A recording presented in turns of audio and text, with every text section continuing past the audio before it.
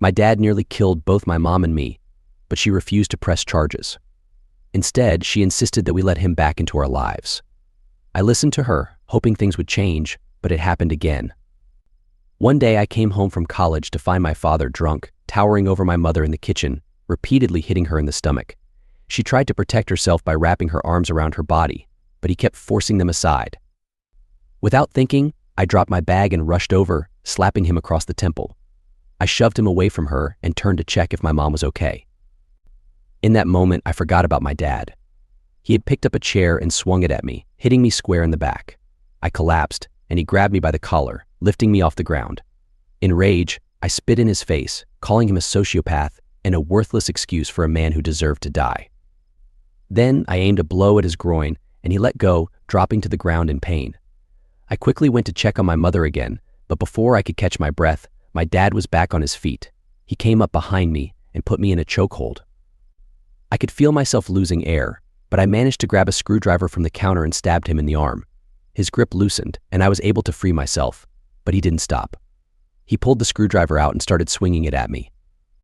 At that moment, the police knocked on our door. My mom answered, and by the time they entered, my dad had me on the floor again, pummeling my ribs. The officers pulled him off me and arrested him. Despite everything, my mom refused to press charges. She had bruises all over her body and had been crying just moments before, yet she wouldn't do it. Even though I was seriously injured and could have died, she kept saying that he was sick, that he didn't mean it. I was in disbelief. I begged her to let him stay in jail, but she wouldn't listen. That night, we argued back and forth about pressing charges. I was terrified that if she didn't, he would come back and finish what he started. My mom was all I had left, and I couldn't lose her too. So, when she suggested that we ask for him to be sent to a psychiatric ward instead of prison, I reluctantly agreed. I hated the idea, but I didn't know what else to do. My dad was admitted to the psych ward, and for a while, life seemed to return to normal. My mom and I went back to our routine, and things were quiet. One night, my mom came home late. At first, I didn't think much of it. She often stayed out after work to run errands or meet with friends from church. But this time, something felt off. She slipped through the door quietly, almost cautiously. I was sitting at the kitchen table, studying for an exam, and when she saw me, she froze. She looked like a deer caught in headlights. I greeted her and asked where she had been. She hesitated, just a second too long, before confessing that she had gone to see my dad. I was furious. She saw I was upset and begged me to let her explain. She said he seemed different now, that the doctors were helping him, and that if he kept up his good behavior, he might be released soon. I couldn't believe she had gone to see him without me. She could have been hurt, or worse. But she insisted it wasn't like that. She just wanted to see for herself how he was doing, and she said he seemed to be really trying this time. He even apologized. She told me that he had asked about me, said he missed his son, but I wasn't convinced. My dad had fooled her and the doctors, but not me. This was just another one of his cycles. He would go through a period of calm, apologize, and things would be fine for a few months until his next outburst. This was a pattern as old as their marriage. Growing up, I didn't understand much, but as I got older, I began to notice the pattern my dad put my mom through. When I was a kid, I watched my mom getting ready, and no matter how stressed or tired she was, she always looked beautiful. One night, I noticed something different. She was sitting at her vanity, putting on makeup to go to my grandparents' house for dinner, but her eyes looked strange. I asked her why her eyes looked like a raccoon. She froze for a second, the makeup brush hovering in midair. She glanced at me through the mirror. Her eyes were swollen and bruised, dark purple around the edges. She told me it was nothing, just allergies. I suggested she take some medicine to fix it, and she promised she would when we got back home. At the time, I didn't fully grasp what was happening, but I knew the difference between an accident and when my dad got angry. He had been in one of his moods earlier that week. I remembered the yelling, his voice echoing through the house. He always found something to complain about, whether it was dinner being too salty or the laundry not folded the way he liked. It was always the little things that set him off. Later that night at my grandparents' house, everything seemed normal. My dad laughed and joked, playing the role of the perfect husband, and my mom smiled along, but I could tell something was off. Her smile didn't reach her eyes, and she flinched when my dad reached across the table to pass her the bread. I didn't know much back then, but I knew that whenever my dad was angry, Something bad happened, and my mom always pretended it didn't.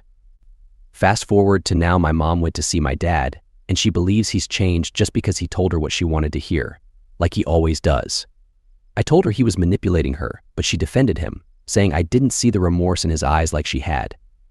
She was convinced he was getting better, that he wasn't the same man he was when they admitted him to the hospital. I tried to explain again that he was playing her, but she couldn't see it because she didn't want to. I asked her how many times he had to hurt her before she understood. Tears welled up in her eyes, and I realized I had hurt her with my words, which I never intended. She told me she just wanted to believe that he could change, that he wasn't beyond help.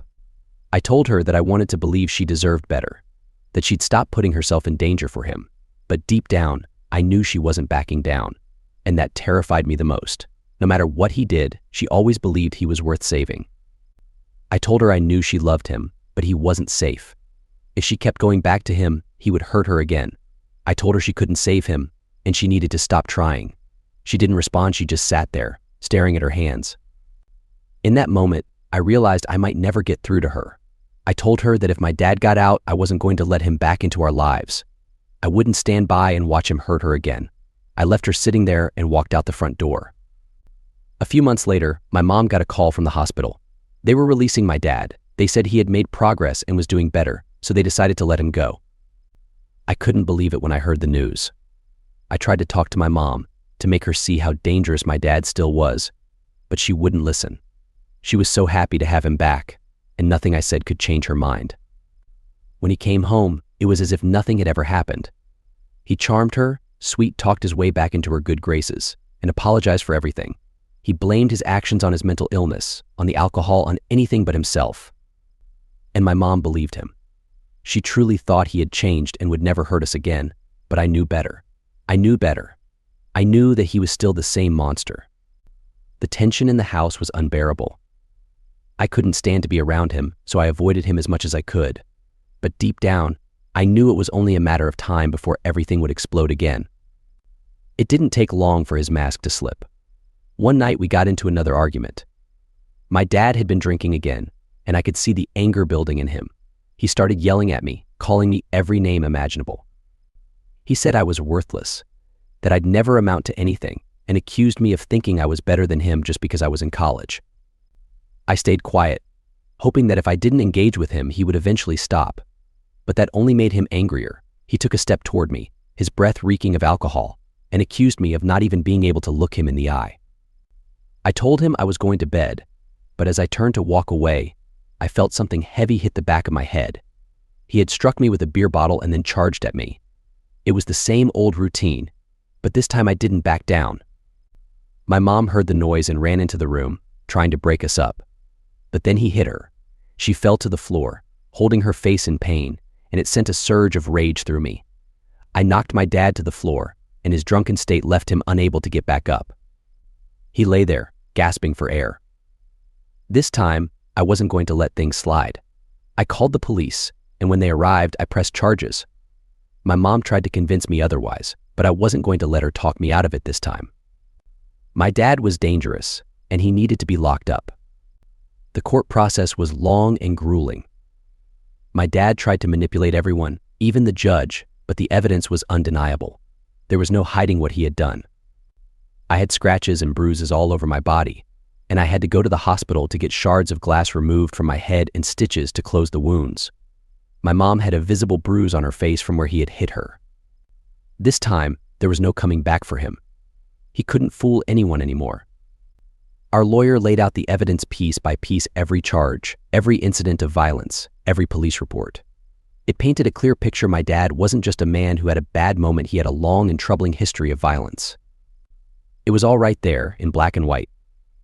The judge, who had been somewhat passive until this point, leaned forward as our lawyer presented the history. Assault charges, domestic violence reports, even a restraining order from a previous relationship, it was all documented.